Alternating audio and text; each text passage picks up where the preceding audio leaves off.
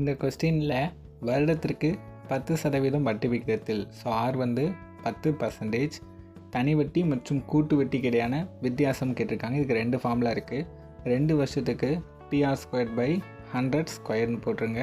3 வருஷம்னு கேட்டாங்கன்னு வச்சுக்கோங்க, PR² bracket போட்டு R+300/100³ எழுதிக்கணும்.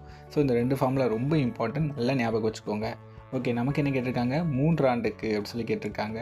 அப்போது கீழே இருக்க ஃபார்முலா தான் யூஸ் பண்ணணும். 3 ஆண்டுக்கு அசல் என்ன வரும்னு கண்டுபிடிக்கணும், பியோட வேல்யூ கண்டுபிடிக்கணும்.